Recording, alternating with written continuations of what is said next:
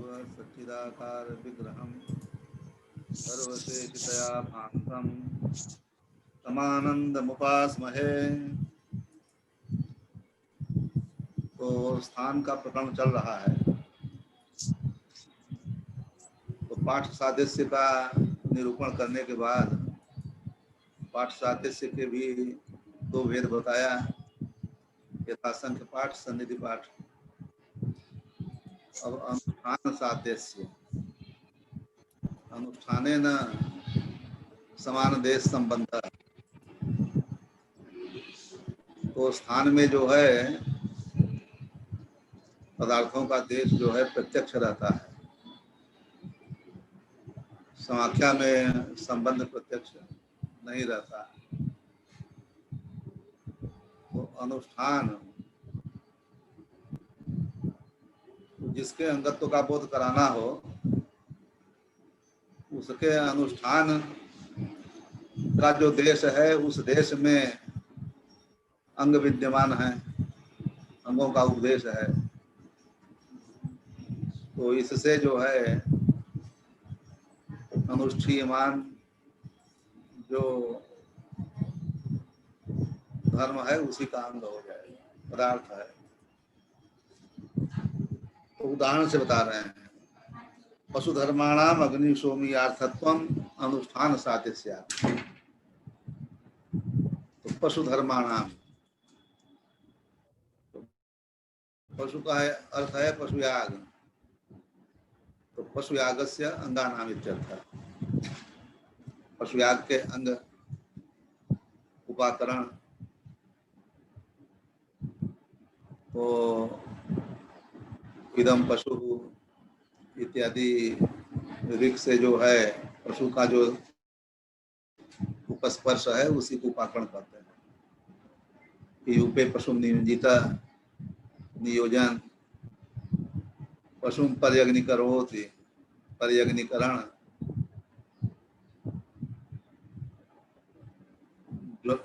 ज्वलत उन्मुखेन तिर्भ्रामणम इत्यर्थ। तो ये सब पशु याग के अंग हैं। तो किसके अंग होंगे? ज्योतिषोम में 3 पशु हैं, अग्निशोमी, सवनी, अनुबंध।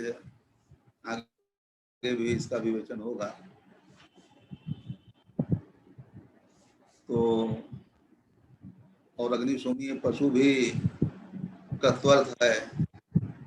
ज्योतिषोम के प्रकरण में इसका उपदेश होने के कारण ज्योतिषोम का अंग है अग्निशोमी पशुयाग। काम्य पशुकांड में पठित पुरुषार्थ भी पशुयाग बहुत से हैं, लेकिन अग्निशोमीय पशुयाग जो है ज्योतिषोम के प्रकरण में होने से ज्योतिषोम का अंग है। उसी तरह से सवनीय अनुबंध भी ज्योतिषोम के ही अंग होते हैं। तो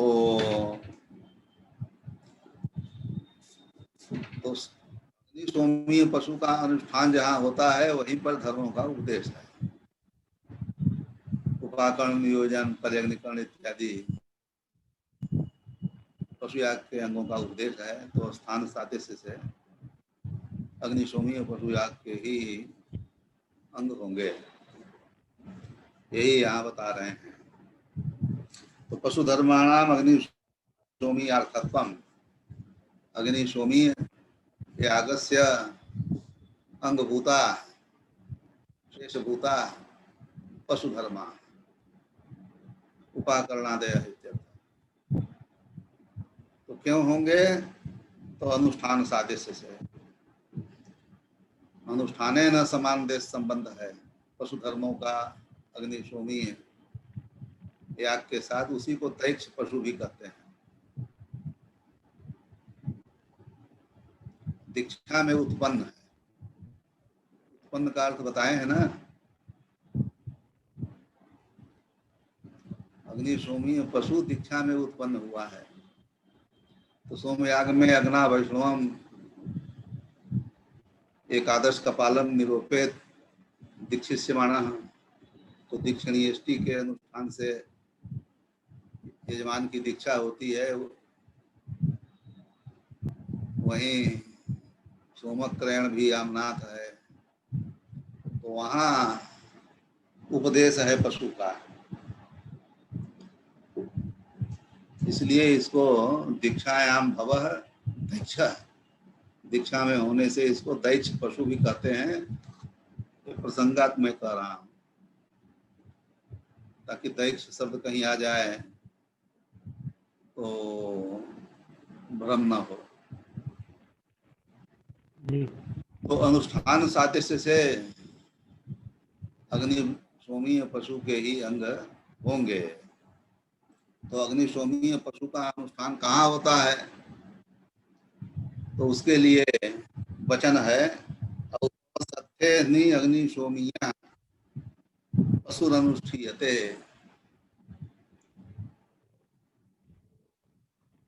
औपवसथ्यम महः चतुर्थ दिवस। तो 5 दिन साध्य ज्योतिष्टोम याग होता है, तो 5वें दिन सुत्या प्रधान जो सोम द्रव्य से याग होगा वो 5वें दिन होगा, और चौथे दिन जो है अग्नि सोमीय पशु का अनुष्ठान होता है, तो उसी को बता रहे हैं। औपसथ्ये अग्नि सोमीय पशु अनुष्ठीयते।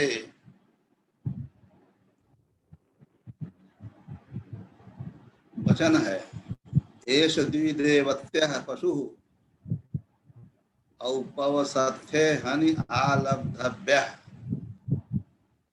ये वचन है। यद्यपि पाठक्रम से देखें तो क्रय के सन्निधि में उपदेश है अग्नि सोमी पशु का, तो जहाँ जिस समय क्रय होता है दूसरे दिन, उस दिन अनुष्ठान होना चाहिए। तो पशु का उपदेश अग्नि सोमी पशु का क्रय के सन्निधि में है, लेकिन धर्मों का, उपाकरण आदि धर्मों का जो उपदेश है वह अनुष्ठान जब होता है उस स्थान पर है। औपवसथ्ये हनि एष द्विदेवत्य पशु। तो द्विदेवत्य पशु क्या कौन है? अग्निशोमीय पशु। अग्निशोमौ देवते यस्य स अग्निशोमीय पशु। तो ज्योतिषोम में यही एक पशु द्विदेवत्य है। सवनीय जो है आग्नेय है, एक देवत्य। आनुबंध जो है ज्योतिषोम के अंत में होता है, तो वो भी एक देवत्य है। मैत्रावरुणिम वशामालभते।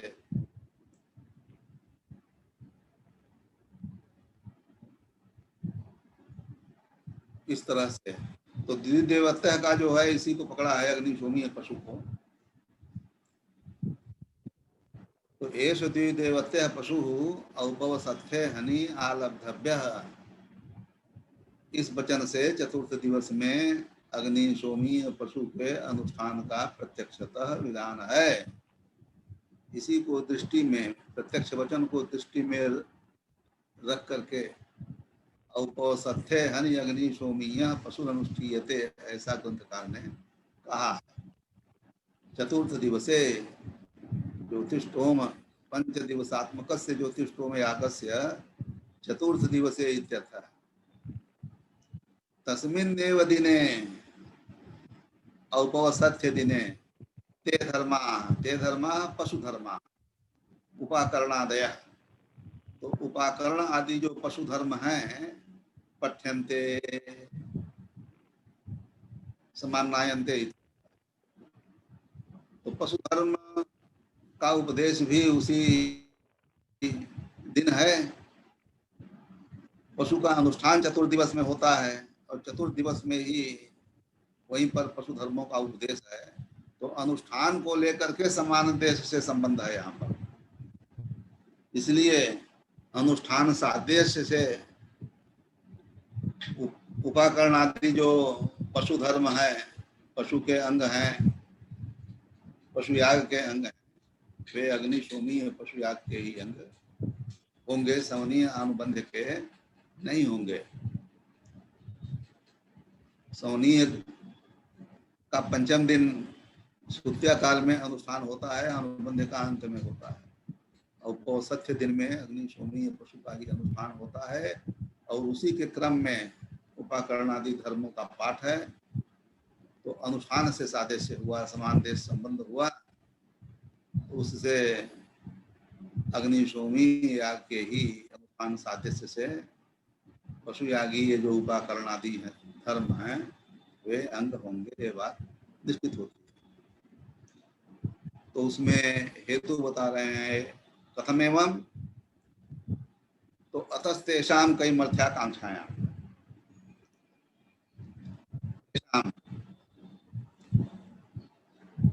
पशुधर्माणाम उपाकरणादि भी पशुधर्म ही किम भावेत कस्योपकारम भावेत, इस तरह से कई मर्थ्याकांक्षा होगी। कस्य अयम अर्थ किमर्थ से भाव कई मर्थ्याम, उपाकरण आदि पशुधर्मों का क्या प्रयोजन है, ऐसी आकांक्षा होने पर अनुष्ठेयत्वेन उपस्थितम पश्वपूर्वम एवं भाप्यत्वेन संबध्यते, अनुष्ठान सादृश्यात्। तो अग्निशोमियम पशुमाल भेता है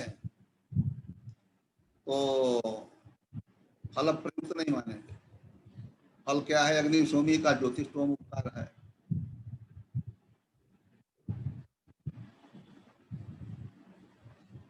ज्योतिषोम का उपकार अग्निशोमीय पशु बिना अपूर्व के नहीं कर सकते, इसलिए अग्निशोमीय पशु याग जन्य जो अपूर्व है वह अपूर्व ही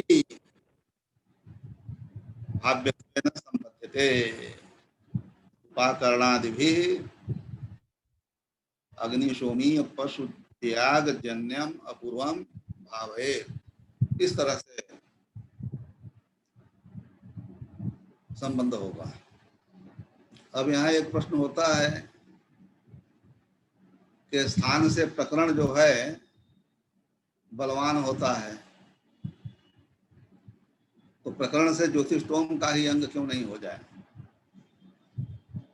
ज्योतिषोम का प्रकरण है तो उसके प्रकरण में जिस तरह से अग्निशोमी पशु का उपदेश है उसी तरह से उसके धर्मों का भी उपदेश है, अन्य धर्मों का भी उपदेश उपाकरण आदि। तो स्थान से प्रबल प्रमाण जो प्रकरण है उस प्रकरण से ज्योतिषोम का अंग ही उपाकरणादि धर्म हो जाए, अग्निशोमीय के अंग क्यों स्थान प्रमाण से मान रहे हैं? प्रकरणात् स्थान से दुर्बल है, प्रकरण से स्थान दुर्बल होता है, प्रकरण प्रबल है तो प्रकरणात् ज्योतिषोमांगत्वमेव कथम न स्यात्, इस तरह की शंका हो सकती है यहाँ पर। तो इसका उत्तर है कि ज्योतिषोम के जो अंग हैं वो अभिषव इत्यादि, सोमम अभिषुणोति इत्यादि अंग हैं। उपाकरण, नियोजन, पर्यग्निकरण इत्यादि धर्मों में ज्योतिषोम के उपकार की योग्यता ही नहीं है। ज्योतिषोम में सोम याग है, सोम का अभिषेक होता है, तो उसमें पशु का उपाकरण, नियोजन, पर्यग्निकरण जो धर्म है, इन धर्मों की ज्योतिषोम जन्य ज्योतिषोमा पूर्व के उपकार की योग्यता ही नहीं है, इसलिए ज्योतिषोम के अंग ये प्रकरण से नहीं होंगे, इतना समझ लेना चाहिए। अब एक अनर्थ तदंगन न्याय है, सप्तदशा रत्निर्वाजपेय से युवा, तो सप्तदशा रत्निता वाजपेय का युग जो है सप्तदश अरत्नी होता है, अरत्नी परिमाण। तो सप्तदशा रत्निता यहाँ वाजपेय सप्तदशा रत्नी वाजपेय से में षष्ठी विभक्ति है, उसके बाद यूपा आया है।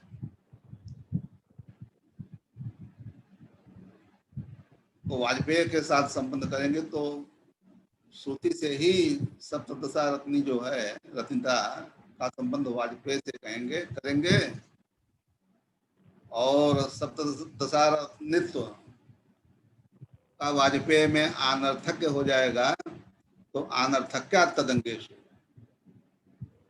वाजपेय का जो अंग है उस अंग में परिवर्तित हो जाएगी सप्तदशा रत्निता। तो पशु याग में यूप है, तो यूप जो है वाजपेय का सप्तदशा रत्नी परिमाण होगा। इस तरह से अनर्थक तदंग न्याय है। तो प्रकरण से उपाकरणादि स्थान से प्रकरण प्रबल है, इसलिए प्रकरण प्रमाण से उपाकरणादि ज्योतिषोम के ही अंग हों। ज्योतिषोम का उपकार उपाकरणादि से संभव नहीं है, अनर्थक्य है, तो तदंग ज्योतिषोम के जो अंग हैं पशुयाग, तो अविशेषात अग्निशोमीय सवनीय अनुबंध, ये तीनों के अंग अनर्थक तदंग न्याय से हो जाएं, उपाकरणादि, इस तरह की भी आशंका होती है। तो कहते हैं यदि ऐसा करेंगे तो स्थान प्रमाण के लिए कोई अवसर ही नहीं रहेगा। अनर्थक तदंग न्याय वहां चलता है जहां पर विशेष उपस्थिति नहीं होती। यहाँ पर स्थान प्रमाण से जो है अग्नि शोमीय पशु उपस्थित है, तो प्रकरण की प्रधानता को बाध करके स्थान प्रमाण से उपाकरणादि अग्नि शोमीय पशुयाग के ही अंग होंगे। अनर्थक्य प्रतिहता नाम विपरीतम बलाबलम इत्यादि कहा गया है, तो प्रसंगतः इतना मैंने कहा। तो ये निश्चित है कि औपसत्य दिन ज्योतिषोम का जो चतुर्थ दिन है, उस दिन अग्निशोमीय पशु का अनुष्ठान होता है, तो और उसी दिन जो है उपाकरणादि धर्मों का उपदेश है। तो उपाकरणादि धर्मों का अग्निशोमीय पशु के अनुष्ठान से सादृश्य है, पाठ से सादृश्य नहीं है, क्योंकि क्रय की सन्निधि में अग्निशोमीय पशु का पाठ है और धर्मों का उपदेश वहां है जहां अग्निशोमीय का अनुष्ठान होता है। तो इससे सिद्ध होता है कि पाठ सादृश्य से अनुष्ठान सादृश्य प्रबल होता है। ठीक है ना?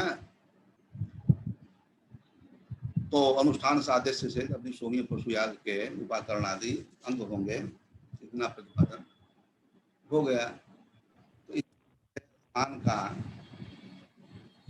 निरूपण सोदाहरण ग्रंथकार ने किया। अब यह स्थान प्रमाण जो है अंतिम प्रमाण समाख्या से प्रबल है। तच्च स्थानम समाख्यातः प्रबलम, स्थान प्रमाण समाख्या से प्रबल है। समाख्या यौगिक शब्द है, यौगिक शब्द समाख्या है। तो यौगिक शब्द भी कुछ ऐसे होते हैं कि वाक्यार्थान्वयी होते हैं। वो प्राकरणिक विधि में वाक्यार्थान्वयी कुछ यौगिक शब्द होते हैं और कुछ तद भिन्न होते हैं। प्रसंगतः इसको समझ लें। जैसे निर्मंथे न इष्टका पचन्ति, तो यहाँ निर्मंथ शब्द आया है। तो अचिर निर्मथित अग्नि का वाचक है यौगिक शब्द। तो निर्मंथे न निर्मंथ्य अचिर निर्मथित निर्मथितोग्नि, ठीक है। अचिर निर्मथित अग्नि का बोधक निर्मंथ शब्द यौगिक है, लेकिन निर्मंथेन जो है जो तृतीय श्रुति है, इस तृतीय श्रुति से ही वह इष्ट का पाक का अंग हो जाएगा।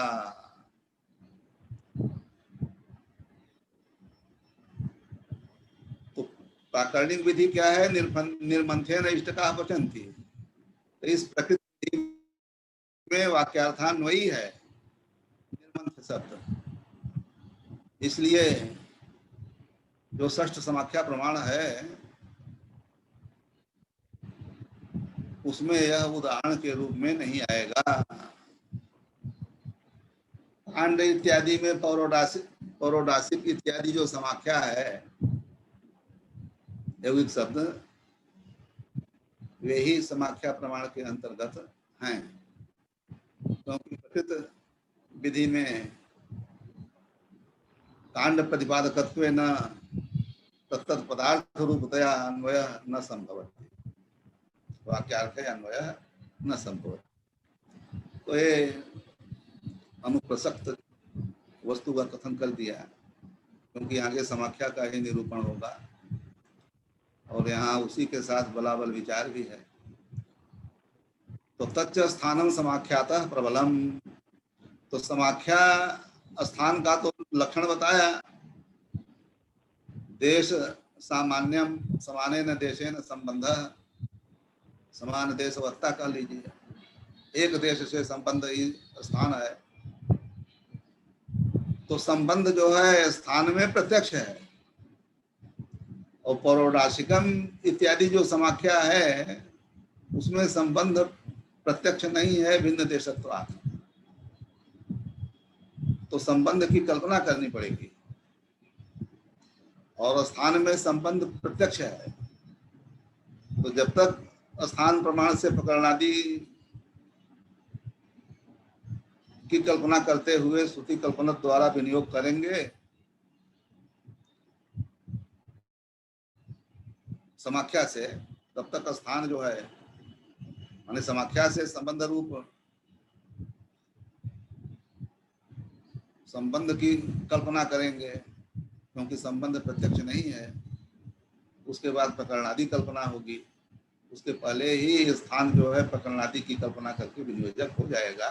इस तरह से समाख्या से स्थान प्रमाण प्रबल होता है। तो इसी दृष्टि को रख करके ग्रंथकार कहते हैं तच्च स्थानम समाख्यातः प्रबलम। अतएव समाख्यातः प्रबलत्वादेव, समाख्या प्रमाण से स्थान प्रमाण प्रबल है, इसीलिए सुंधन मंत्र सान्नाय पात्रांगम पाठ सादृश्यात् न तो पौरोडासिकम इति समाख्या पुरोडास पात्रांगत्वम। पुरोडास पात्रांगत्वम का अर्थ है पुरोडास पात्र शोधनांगत्वम इत्यर्थ।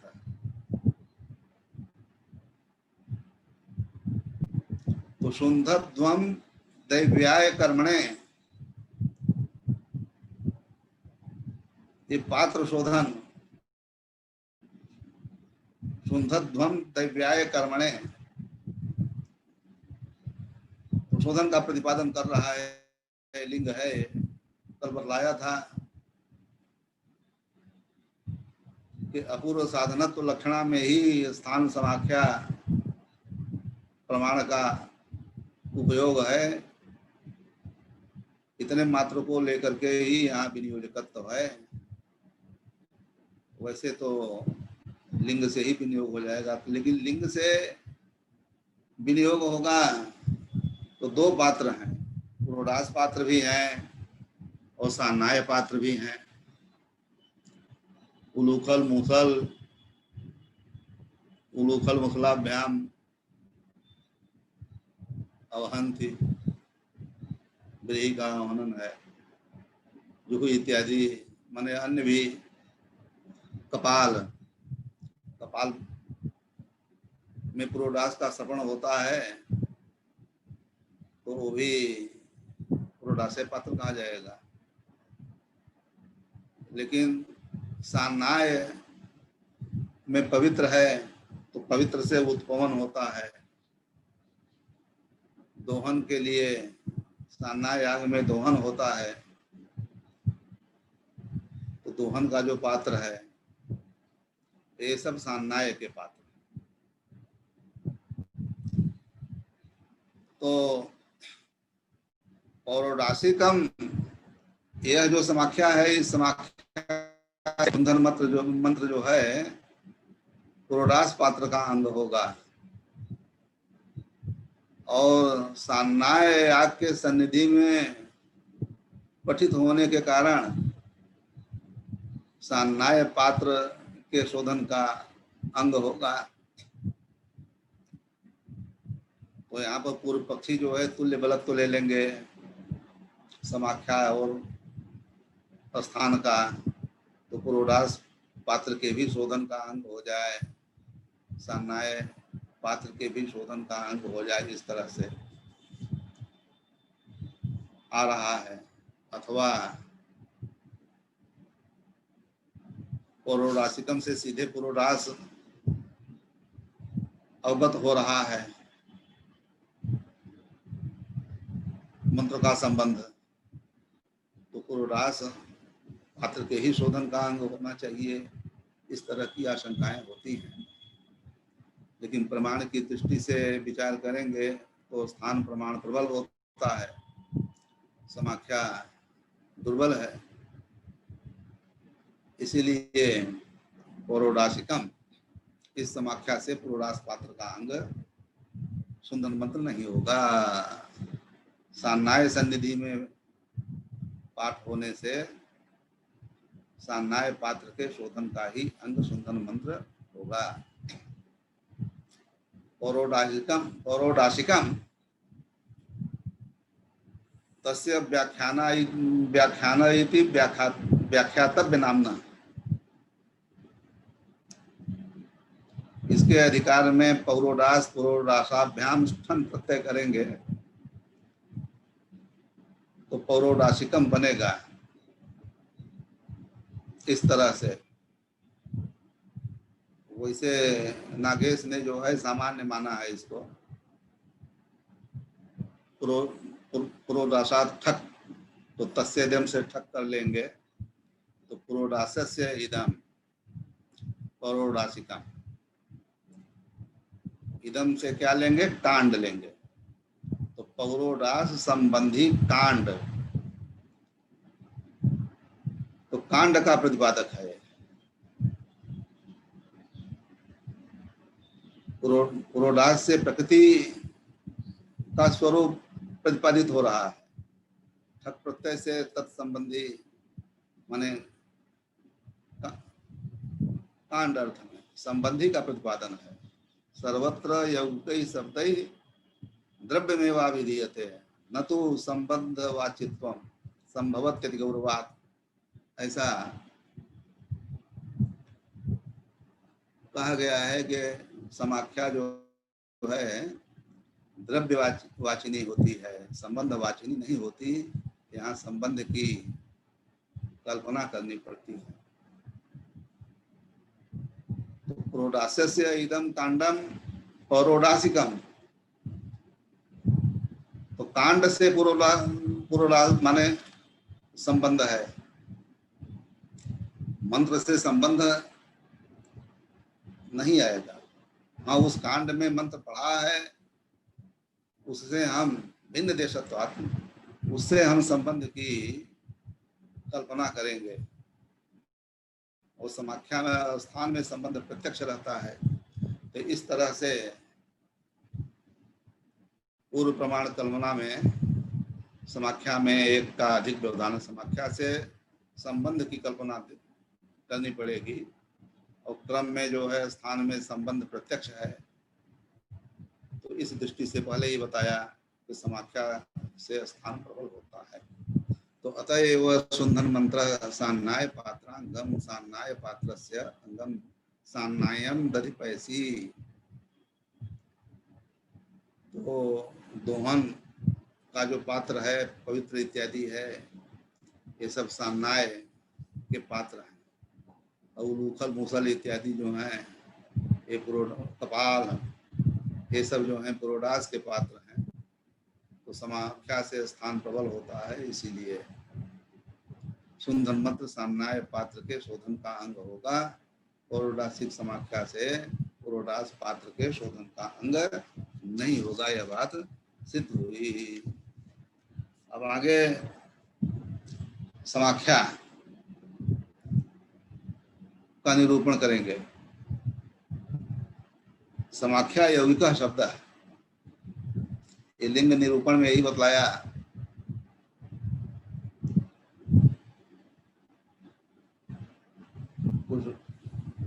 कुछ लोग 4 प्रकार के शब्द की कल्पना करते हैं। रूढ़, योग रूढ़, यौगिक, यौगिक रूढ़। उद्भिद को यौगिक रूप मानते हैं, लेकिन जो उद्भिद ही यौगिक ही है, इसलिए 3 प्रकार के शब्द होते हैं।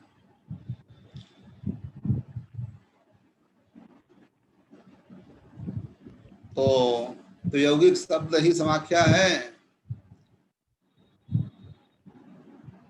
और विधि में, प्रकृत विधि में वाक्यार्थान्वयी जो नहीं होता, उसी को हम समाख्या प्रमाण के रूप में स्वीकार करते हैं। जो वाक्यार्थान्वयी है प्रकृत विधि में, वह उसका तो विनियोग जो है श्रुति से ही हो जाएगा। ऐसा हमने पीछे बतला ही दिया था। 7 विधा, 2 प्रकार की समाख्या है, वैदिकी, लौकिकी। तो लौकिकी समाख्या वह है कि आगे पुरुष लोग अपनी सुविधा के लिए नाम स्वीकार कर लिए। याज्ञिक पुरुष, यज्ञनिष्ठ जो पुरुष हैं याज्ञिक, उनके द्वारा स्वसुविधार्थ कल्पित जो समाख्या है वो लौकिक है।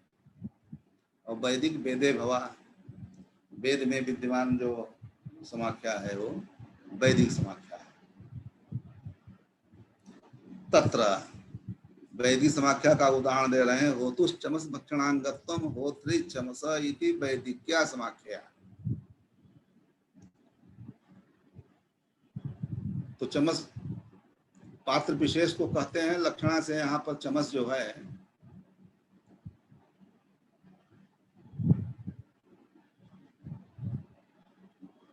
सोमरस का ही बोधक है। तो चमस अभिधान मंडप में सोम का अभिषेक करके, रस निकाल करके और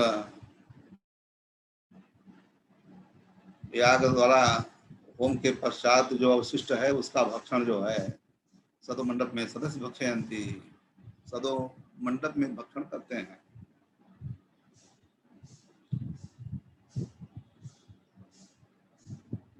तो हो त्रिचमसा,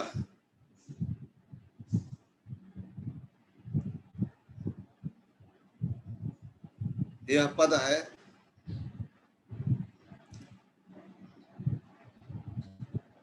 तो होत्र शब्द जो है होता, ऋग्वेद का ऋत्विक है प्रधान, उसका बोधक होता है।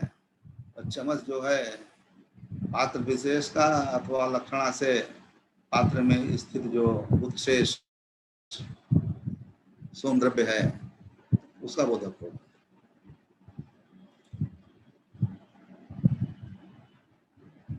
और होत्र चमस से संबंध का प्रतिपादन नहीं किया गया है। समीप व्यवहार से संबंध की कल्पना करेंगे।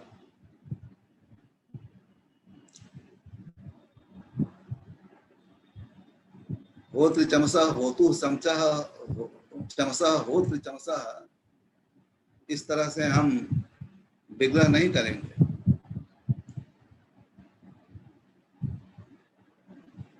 क्यों कि होत्र शब्द की संबंधी अर्थ में लक्षणा करनी पड़ेगी, इसलिए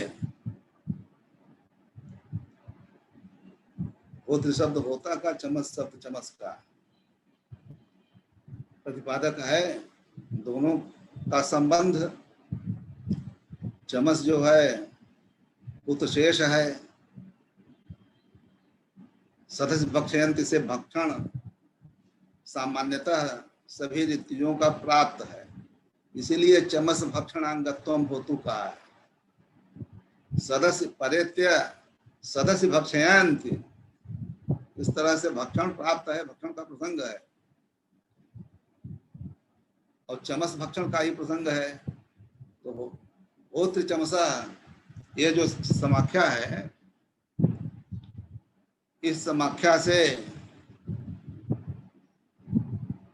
जो चमस विशेष है उसके भक्षण का अंग होता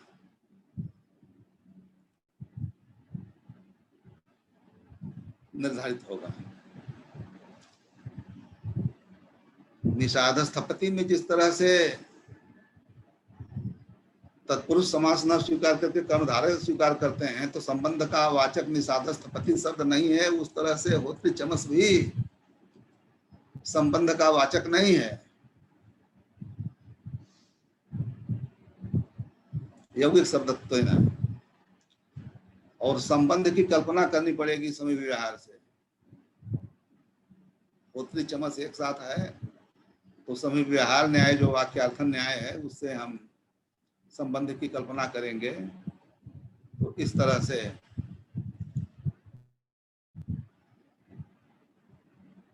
समाख्या का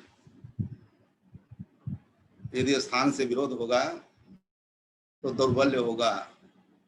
ये पूर्व दृष्टि है, यहाँ पर हमने प्रसंगतः बताया।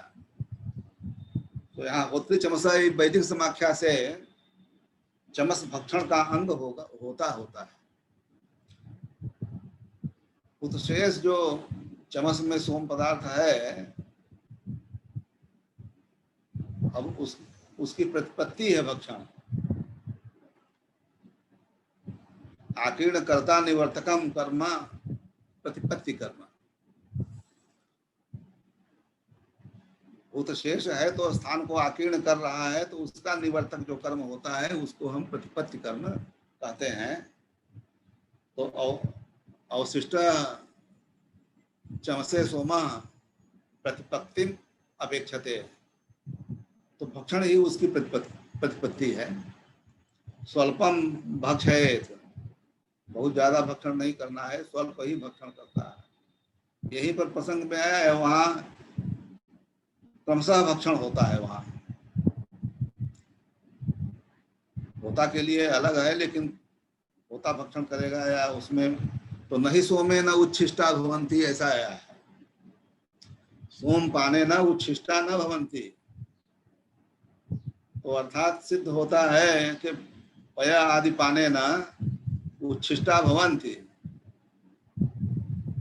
तो उच्छिष्टा भवंती तो पय दुग्ध इत्यादि पीने के बाद आचमन का विधान है। लेकिन सोम पाने न, इसी तरह से आचमन जो स्मार्त पदार्थ है उसका उन्नयन हुआ है, वैसे प्रत्यक्ष भी उपनयित वो भी आचमन जो है स्मार्त पदार्थ है। नहीं सोमे न उच्छिष्टा भवंती, तो अर्थात निकलता है ना कि पय आदि पाने न उच्छिष्टा भवंती जी। उसके लिए फिर आचमन का है प्रसंगता कहा। तो होत्र चमस वैदिक्या समाख्या होतु चमस भक्षणांग होता चमस भक्षण का अंग है। यद्यपि चमस भक्षण के साथ होता का संबंध नहीं है प्रतीत, इस संविहार से हम कल्पना करेंगे। ठीक है। होत्रा चमस भक्षणम कर्तव्यम, इस तरह से आगे चल के विधि की कल्पना होगी।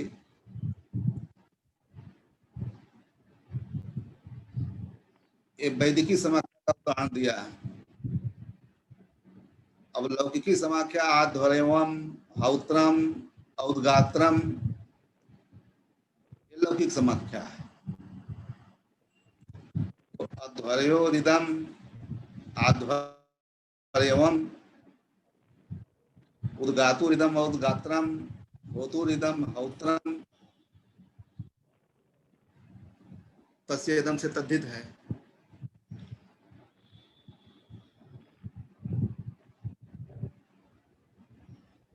तो अध्वर्यु,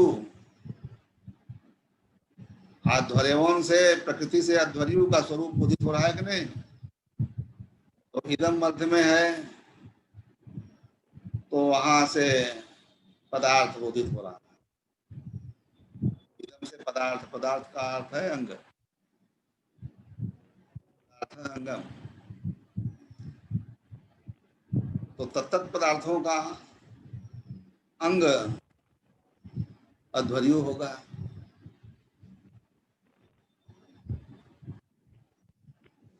ये आध्वर्यम लौकिक समाख्या से। यहाँ पर भी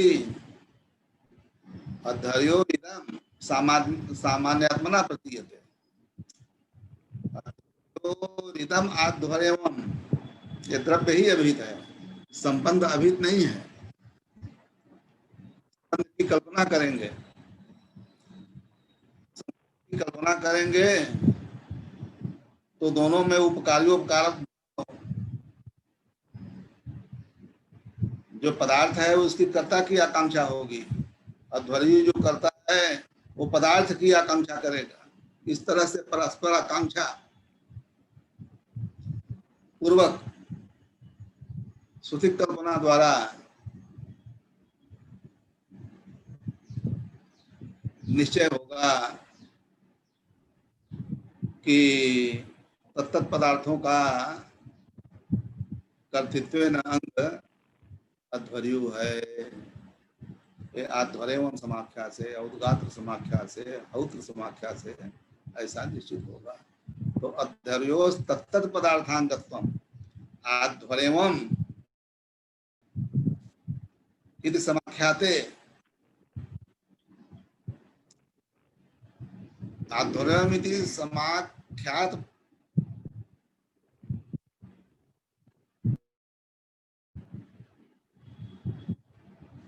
जो अध्याय इत्यादि ले लेंगे अथवा कर्म ही ले लेंगे, कर्म समुदाय, तो वे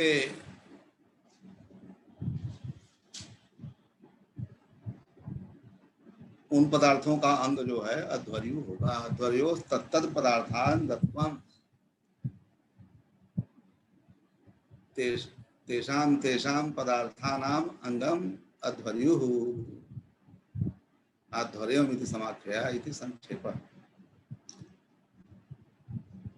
तो षट प्रमाणों का निरूपण करके उपसंहार कर रहे हैं। तदेवं निरूपितानि संक्षेपतः श्रुत्यादीनि षट प्रमाणानि, श्रुति लिंग वाक प्रकरण स्थान समाख्या, इन षट प्रमाणों का निरूपण हो गया। अब आगे एतत् सहकृतेन विनियोग विधिना, एतत् प्रमाण षट्कोपकृतेन इत्यर्थ। इन षट प्रमाणों से उपकृत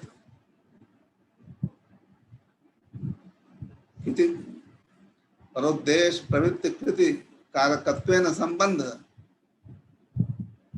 विधेय समर्पकत्वमेव प्रमाणानाम सहायीकरण। विधेय का समर्पण करते हैं, विधेय को उपस्थापित कर देते हैं,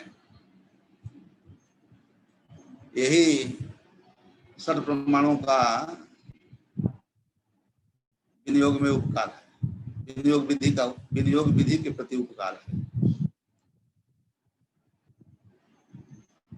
विनियोग विधि ही अंगत्व का बोध कराता है, उसमें सहायक सठ प्रमाण होते हैं।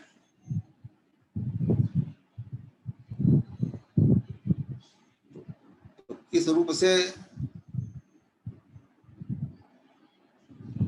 सहायकत्व है, तो विधेय समर्पकत्व न, ऐसा पारसार्थी मिश्र ने लिखा है। तो तत्त विधेय जो अंग हैं उनको उपस्थापित करते हैं कि यही विधेय है। इस तरह से विनियोग विधि के सहायक श्रुत्यादि सत्प्रमाण हैं। तो एतत् सहकृतेन प्रमाण षट्कोपकृतेन विनियोग विधिना।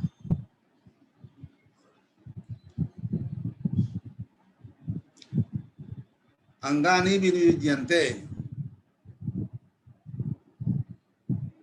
अंगों का विनियोग।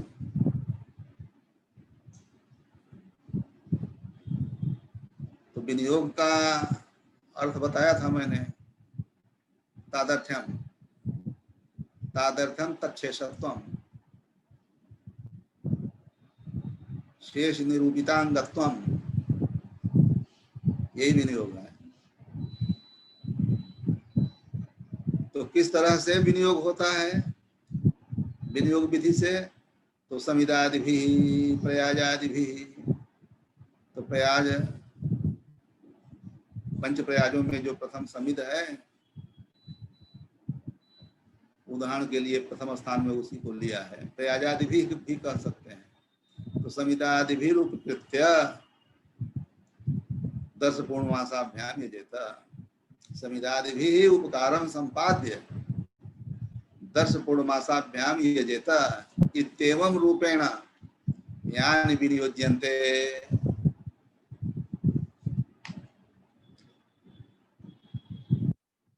दर्श पूर्णमादि शेषत्वेन ज्ञाप्यन्ते इत्यर्थ। तानि अंगानि द्विविधानि। पुनः वे अंग दो प्रकार के होते हैं, सिद्ध रूपाणी, क्रिया रूपाणी। प्रयत्न साध्य जो होंगे वो क्रिया रूप होंगे, और जो प्रयत्न साध्य नहीं होंगे वो सिद्ध रूप होंगे। तो सिद्ध रूप कर्म कौन है, तो जाति द्रव्य संख्या दीदी, ये याग के स्वरूप का प्रतिपादन करते हैं। याग के स्वरूप का निर्धारण करते हुए जाति, पशुत्व जाति है, क्रियादि द्रव्य है और संख्या है। तो याग का जो स्वरूप है, द्रव्य, देवता, तो उसका निष्पादन करते हैं सिद्ध रूप अंग। इसलिए इनको भी अंग के रूप में परिगणित किया गया है। याग स्वरूप निष्पादकत्वेन जाति द्रव्य संख्या दीनी।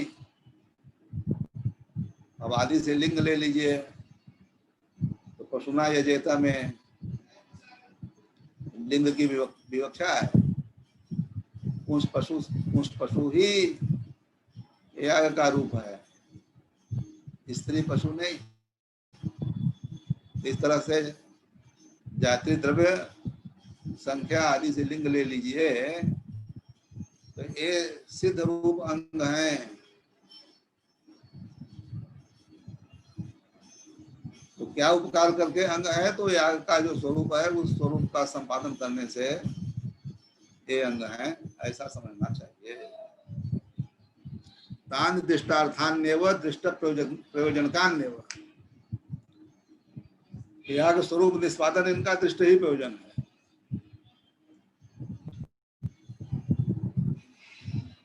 ठीक है, याग स्वरूप निष्पादन रूपम प्रयोजनम अदृष्टम न वर्तते।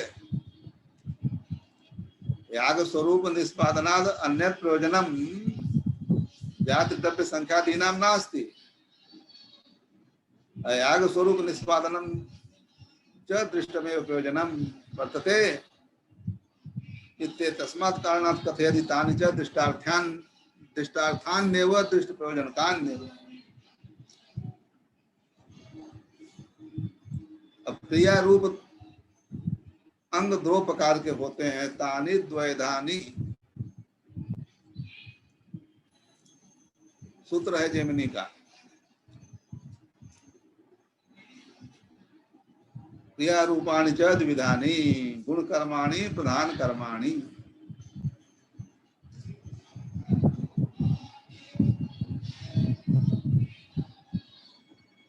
इन्हीं का नाम है सन्निपत्योपकारक अंग, आराधोपकारक अंग। जो गुण कर्म है उनको हम सन्निपत्योपकारक अंग कहते हैं, जो प्रधान कर्म है उनको हम आराधोपकारक कर्म कहते हैं।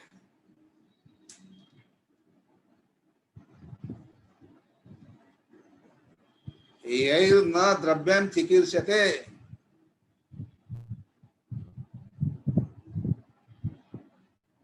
न द्रव्यम चिकीर्ष्यते तानि प्रधान भूतानि।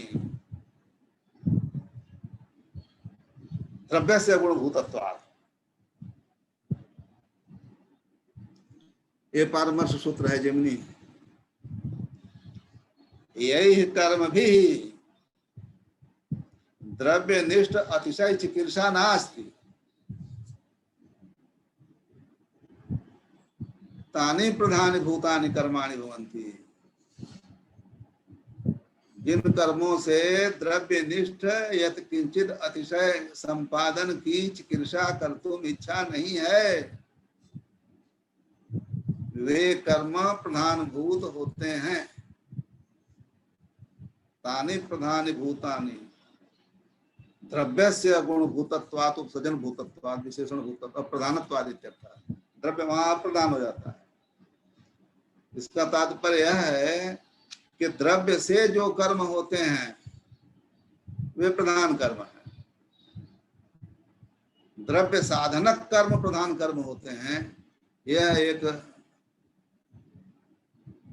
सामान्य दृष्टि से समझना चाहिए। अद्रव्यार्थम यान कर्माणि तानि गुण कर्माणि यस्तु द्रव्यं चिकीर्ष्यते गुणस्तत्र प्रतीयेत। यही कर्म भी द्रव्यं चिकीर्ष्यते गुणस्तत्र प्रतीयेत। ठीक है।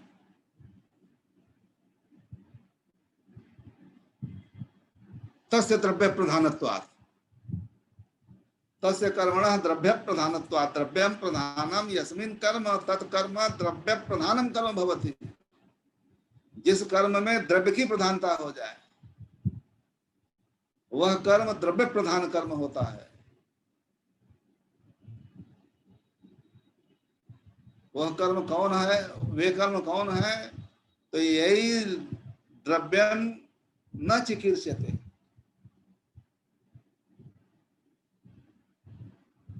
ठीक है। बताइए, यही द्रव्यम न चिकीर्ष्यते, द्रव्यनिष्ठ अतिशय चिकित्सा नहीं है वो, वे तो प्रधान कर्म है। यही द्रव्यम चिकीर्ष्यते,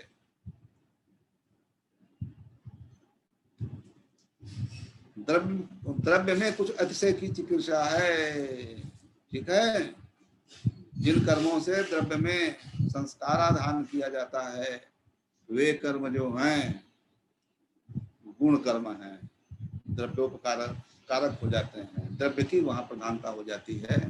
इस तरह से भगवान जेमिनी ने भी गुण कर्म और प्रधान कर्म का निर्वचन किया है। क्रिया रूपाणि च द्विविधानि गुण कर्माणि प्रधान कर्माणि च।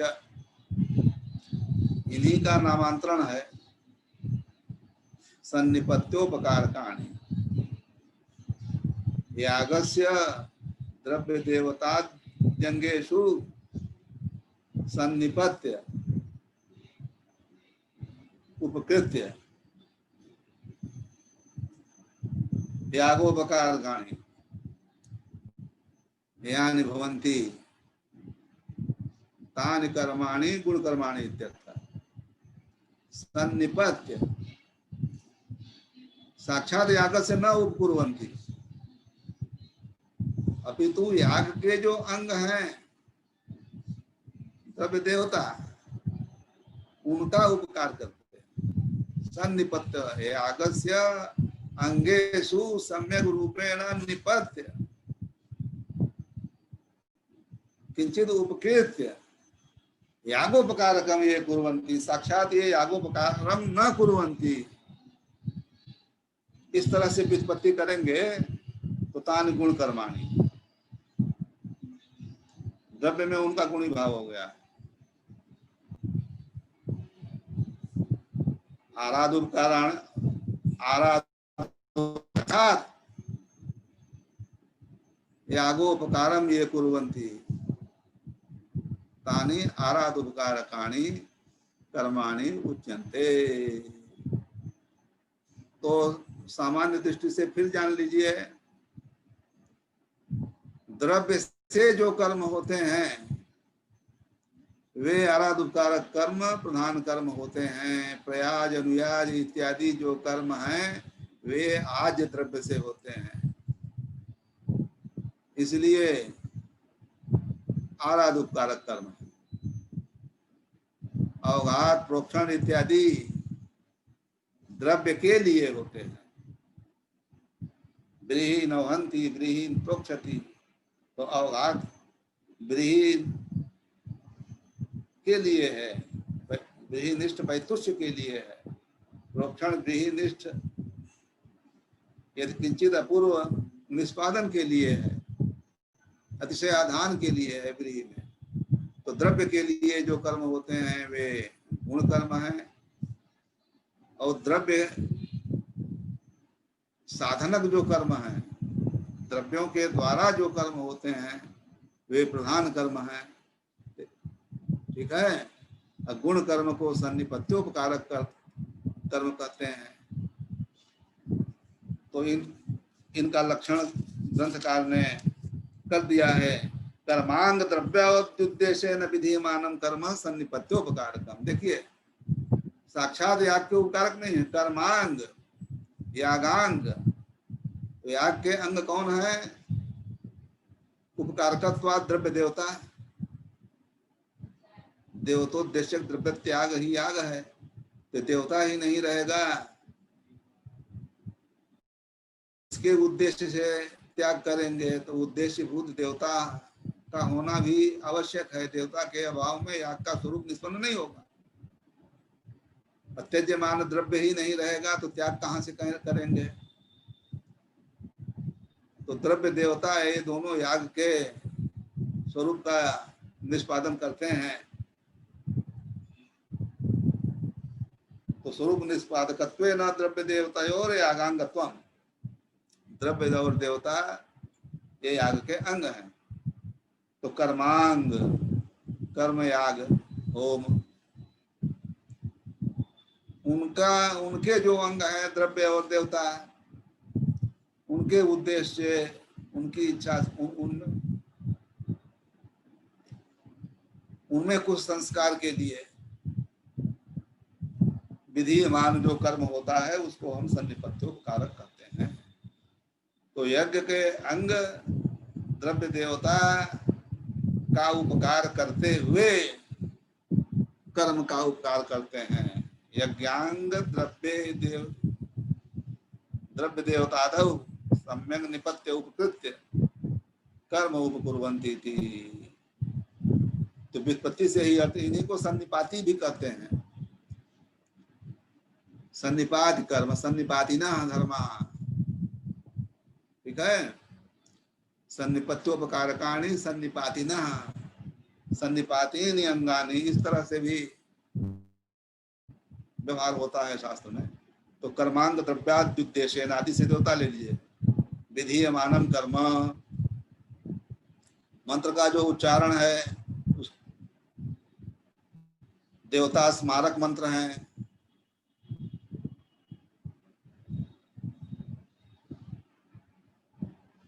तो वहां पर मंत्र का उच्चारण जो है देवता स्मारक है, तो देवता के लिए ही न है, देवता का स्मरण कराते हुए कर्म के उपकारक होंगे, साक्षात कर्म के उपकारक नहीं होंगे। तो कर्मांग द्रव्यादुद्देश्य न आदि से देवता लीजिए, उसके उद्देश्य उसकी इच्छा से जो विधीयमान कर्म है उसको सन्निपत्योपकार कहते हैं। यथा अवघात प्रोक्षण आदि, अवघात और प्रोक्षण है सन्निपत्योपकारक कर्म। इनके 3 प्रभेद बता दिया, तच्च दृष्टार्थम, अधिष्टार्थम, दृष्टार्थम च। अवघात जो है दृष्टार्थ है, दृष्ट प्रयोजन विहीन भवन्ति, तो वैतुष्य अवघातेन क्रियमाणम निष्पाद्यमानम वैतुष्यम दृश्यते। वैतुष्यम विदुषु भाव, उसी को तंडुल निष्पत्ति भी कहते हैं। वैतुष्य कहिए चाहे विदुषी भाव कहिए चाहे तंडुल निष्पादन कहिए, एक ही चीज है। तो ये दृष्ट प्रयोजन है अवघात का। तो दृष्टार्थम दृष्ट प्रयोजनकम। अधिष्टार्थ क्या है? प्रोक्षण, ब्रीहीन प्रोक्षित। तो प्रोक्षण के द्वारा कोई दृष्ट उपकार ब्रीही का नहीं दिखलाई देता, प्रतीत नहीं होता। अवघात के द्वारा वैतुष्य रूप दृष्ट प्रयोजन प्रतीत होता है, इसलिए दृष्टार्थ है अवघात। और प्रोक्षण के द्वारा ब्रीही में कोई दृष्ट संस्कार नहीं दिखाई देता, इसलिए प्रोक्षण अधिष्टार्थ है। और दृष्टार्थ क्या है, तो इसकी व्याख्या कल करेंगे। तो पशुपुरोडास, पशुपुरोडास क्या है, कैसे दृष्टार्थ है। और उत्तम प्रयाज, उत्तम प्रयाज कौन है? स्वाहाकारम यजति, पंचम प्रयाज। और सृष्टिकृत, ये सब जो हैं दृष्टार्थ कर्म है। तो इनका निरूपण अग्रिम पाठ में होगा। जी गुरु जी।